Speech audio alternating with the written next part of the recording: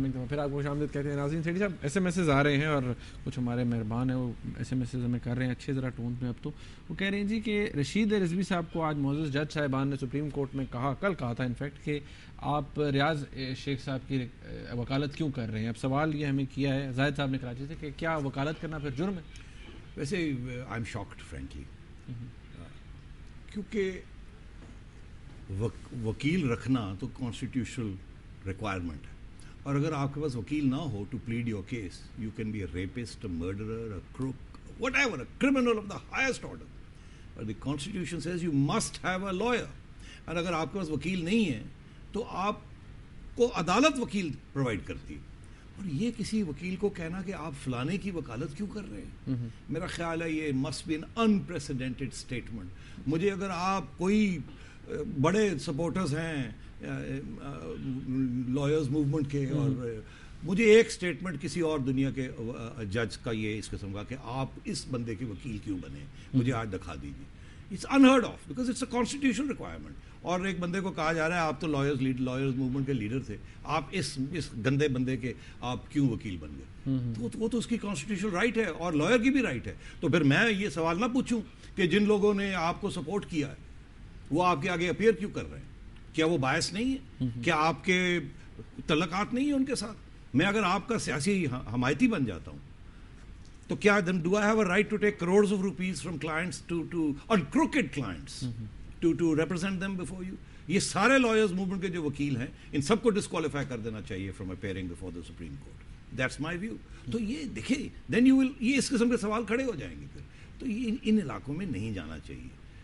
سیٹھی صاحب یہ ایک ہمارے اور یہ زبان کی بات ہو رہی ہے، یہ ہمارے سپریم کورٹ بار ایسوسی ایشن کے جو پریزیڈنٹ صاحب ہیں قاضی انور صاحب، جن کو نواز شریف صاحب کہتے ہیں کہ ان کو جوڈیشل کمیشن میں بٹھانا چاہیے. یہی کہہ رہے ہیں نا کہ وہ جو چھٹا جو نامنی ہے وہ سپریم کورٹ بار ایسوسی ایشن کا پریزیڈنٹ ہونا. یہاں دو باتیں میں کروں گا. ایک تو انہوں نے آج یہ کہہ دیا کہ پارلیمنٹ جو ہے وہ اسمگلرز اور چوروں سے بھری ہوئی، تو وہ پارلیمنٹ کی توہین کر رہے ہیں اور وہاں کمیٹی بلا کے ان کو بلا لینا چاہیے.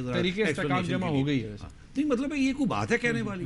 مطلب آپ کہیں تو میں کہوں تو اور بات ہے کہ بھئی پارلیمنٹ کے اندر فلانا بندہ کے اوپر یہ الزام ہم لگا رہے ہیں. مگر یہ سپریم کورٹ بار ایسوسی ایشن کے صدر جو ہیں وہ پارلیمنٹ کو بالکل ہی سپریم باڈی کو، الیکشن کو، ڈیموکریسی کو سب کو فارغ کر دیا.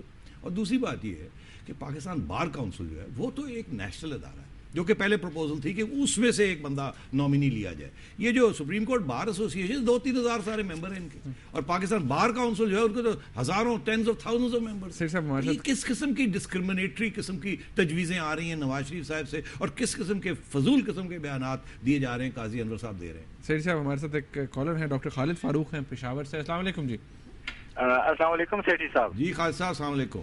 کیسے ہیں؟ مزاج ٹھیک ہے آپ کے؟ سیٹھی صاحب ڈاکٹر خالد فاروق بول رہا ہوں. میں آج آپ سے 2 سوالات پوچھنا چاہتا ہوں. جی کہ آج کل اہل علم طبقے کے ذہن میں جو سوالات جنم لے رہے ہیں وہ یہ ہے کہ نواز شریف صاحب کو تو پریویس ریکارڈ رہا ہے کہ وہ اسٹیبلشمنٹ کے مہرے کے طور پر انہوں نے ایک کردار ادا کیا ہے، اور ابھی بھی جو آئینی ترامیم پر یو ٹرن لیا ہے انہوں نے، کیا اس سے یہ تاثر نہیں مل رہا کہ اسٹیبلشمنٹ نے پھر میاں صاحب کو اشارہ کر لیا ہے؟ اور دوسرا سوال میرا یہ ہے کہ فوج نے تو سیاست میں آج کل انگلیاں نہیں مار رہی آج کل، لیکن کچھ اکرم شیخ جیسے عناصر ہیں جو کہ جمہوری حکومت کو ڈیسٹیبلائز کرنے کے لیے کہیں عدلیہ کو تو آگے نہیں لا رہی. بڑی مہربانی جی. بڑا مختصراً جواب یہ ہے کہ میرا نہیں خیال کہ ملٹری اسٹیبلشمنٹ اور نواز شریف مل گئے ہیں ٹو ڈیسٹیبلائز دا سسٹم. میرا خیال ہے نواز شریف صاحب کے اوپر اور قسم کا پریشر ہے، مگر ملٹری کی طرف سے پریشر نہیں ہے. میں خود نواز شریف صاحب کو بڑی اچھی طرح جانتا ہوں اور میں نہیں سمجھتا. ہاں میں نے کل بھی یہ کہا تھا کہ مسلم لیگ کے اندر بہت سے لوگ ہیں جو ملٹری اسٹیبلشمنٹ کے ساتھ کام کرنا چاہتے ہیں. نواز شریف صاحب بھی ملٹری اسٹیبلشمنٹ کی پیداوار ہے، مگر وہ انہوں نے جیسے کہتے ہیں شرگڈ اٹ آف.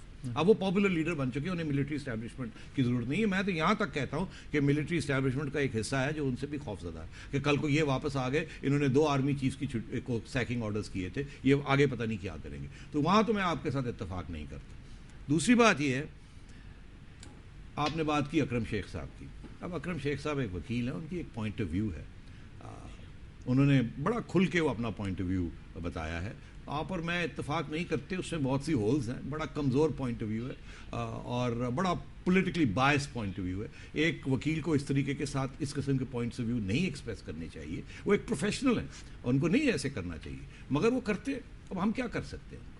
شیری صاحب ہمارے ساتھ کالر بھی ہیں, لیکن میں پہلے چاہوں گا کہ ایک SMS ہمیں کیا ہے. غزالہ رحمان صاحبہ ہیں ایڈوکیٹ, انہوں نے کہا تھی کہ to which political party you guys represent, I have been trying to trace for the last 6 months. یہ میرے اور آپ کے بارے میں پوچھا گیا. غزالہ بی بی, منیب اور میں آپ کی پارٹی کا حصہ ہوں. شیخ صاحب ہمارے ساتھ طارق صاحب ہیں لاہور سے. جی السلام علیکم. ہیلو جی السلام علیکم طارق صاحب. جی جی جی نجم سیٹھی صاحب کو سلام پیش کرنا چاہ رہا ہوں. طارق صاحب جی جی اچھا ایسے ہے کہ سیٹھی صاحب یہ تو بڑا نازک دور ہے جس سے ہم گزر رہے ہیں اس وقت ملک میں. اب تو جو جسٹس ہے نا اس کو بھی بڑا ڈیلیکیٹ ہونا پڑے گا. اب ایسے ہی ہے جیسے آپ کے پاس آدھا گھنٹہ ہو تو آپ نے 10 لوگوں کو سزا دینی ہو, آپ کے سامنے 4 پارٹیز ہوں تو آپ ایک ہی پارٹیز کے 10 لوگ سلیکٹ کریں اور ان کو سزا دے دیں, اور اس کے بعد دیکھیں جی میرے پاس تو ٹائم ختم ہو گیا تو باقی پارٹیز بچ گئی.